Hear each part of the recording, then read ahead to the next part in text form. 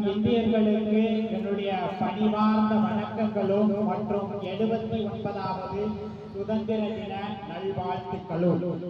இன்றைக்கு வெகு சிறப்பாக கொண்டாடி கொண்டிருக்கக்கூடிய இந்த 79வது சுதந்திர தினத்தை நாம் கொண்டாடி கொண்டிருக்கின்றோம்.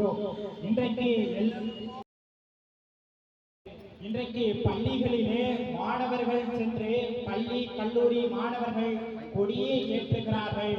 அவர்களுக்கு கொடியை ஏற்றிய பின்பு அவர்கள் தெரிவதே இல்லை அதற்கு பின்னால் இவ்வளவு வரலாறுகளும் கண்ணீர்களும் பல உயிர் தியாகங்களும் மறைந்திருக்கப்பட்டிருக்கிறது என்பது நாம் அந்த குழந்தைகளிடத்திலே நீ மருத்துவராக போகிறாயா அல்லது காவல்துறையாக போகிறாயா அல்லது வழக்கறிஞர்களாக போகிறாயா என்று கேட்கிறோமே தவிர ஒருபோதும் அந்த குழந்தைகளிடத்திலே நீ இந்த நாட்டுக்காக இந்த தேசிய பக்தி கொண்டவனாக இந்திய ராணுவ வீரர்களாக எத்தனை பேர் உழைக்கப் போகிறீர்கள் என்பதை ஒரு பெற்றவர்களும் கேட்பதில்லை.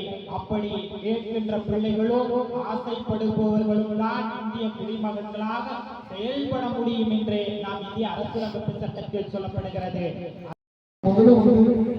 நன்றி சொல்லுவது நம்ம ராணுவ வீரர்கள். ஏன்னா பாதுகாப்பா அவங்க அந்த காவல்காரங்க நம்மளால இங்க வந்து நிம்மதியாக இருக்க முடியுது, சாப்பிட முடியுது, தூங்க முடியுது. அவங்களுக்கு ஒரு நன்றி. அதே மாதிரி நம்மளுடைய காவல்துறை அவங்களுக்கு நன்றி. இதுக்கு மேல வந்து நம்மளுடைய துப்புரவு தொழிலாளர் அவங்களுக்கு வந்து இந்த நேரத்துல நம்ம நன்றி சொல்லிக்கணும்னு சொல்லிட்டு கேட்டுக்கிறேன்.